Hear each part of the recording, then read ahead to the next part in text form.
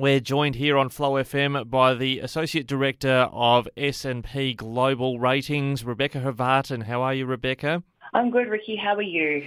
Look, very good, thanks. We appreciate the reports that do come through from S&P regarding just how we are tracking nationally. A pretty large report regarding the whole world really has just come out. Just help us drill into what that means for the Australian context. Great, thank you. As you're right, we did publish a report earlier today on our 2023 global outlook in terms of subnational governments outlook. In the Australian context, I think the key risks that we're looking at are similar to what we're seeing around the world in terms of an economic slowdown. As you might be aware, there was a bit of a strong rebound since the global shutdown of the pandemic.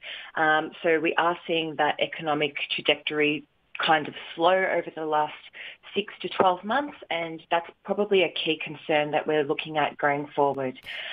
In terms of Australia specifically, we focus on the state level. So there are some states that are, performing better than others, mainly driven by commodity prices in Western Australia and Queensland, for example.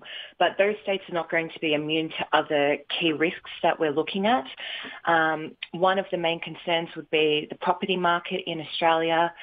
Property prices have started to come down from record highs. State governments do get a lot of their revenues from property conveyance duties or property duties. So that could be a key risk to revenues across the states. And then on the expenditure side, rising inflation globally has been a key focus over the last short term and then will continue in the next coming year. So looking at what that means to wage growth, energy bills that might be provided, state governments might provide some subsidies to individuals or businesses, higher interest payment costs as well, because as we know, state level governments tend to fund a lot of their capital expenditure through debt. So if interest rates do go up, that could cause those payments to rise as well. So I guess maybe that's it in a nutshell of the main key risks that we're looking at for 2023. Well, I noticed when you talk about infrastructure investment by state governments, I picked up a comment here in the report about, the debt ratio or levels that our state governments are running at. Often we hear commentary on the air, and we do it here as well, about just how much debt, say, Victoria is actually carrying. But I think in the report there was a comparison that showed that probably fairly modest compared to some states in other parts of the world. Yeah, that's a good point, Ricky. I think one thing to note with the Australian story is that it has been rising.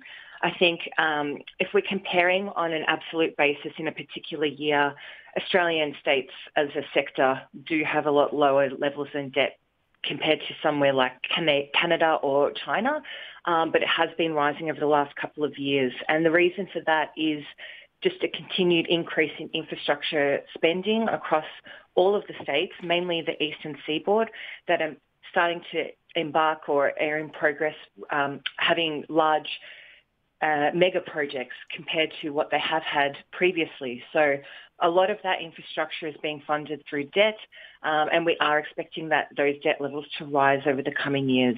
Yeah, I noticed, for instance, I think this is on page 9 or 10 of your report, that Chinese provinces run at around 400% of operating revenue with their debt going to 2024, but Australia's, around 120 or 140? Yeah, Australia's around 140, and that's risen, I think, since around 2019 when the large infrastructure spend started to ramp up. Back in 2019, that level was around 75%.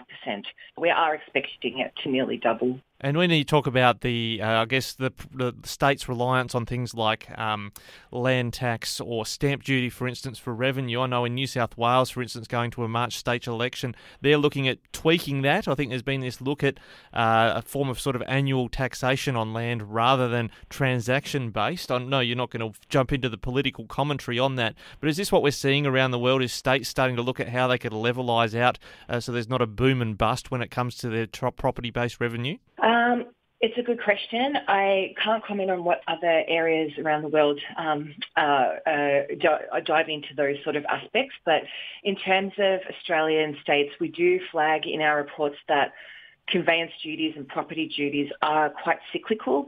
I think in the most recent reports that we've published on, I guess Queensland is a good example. Their property taxes were a lot higher than their previous budgets, and that actually led to an outturn in 2022 of a nearly balanced budget after capital. So that's kind of, driven by the fact that there was large property price increases over the last year prior to the downturn. So it is a cyclical tax. It is something that I guess if governments chose to go down the land tax path, it could mean a lot more stable revenue sources going forward.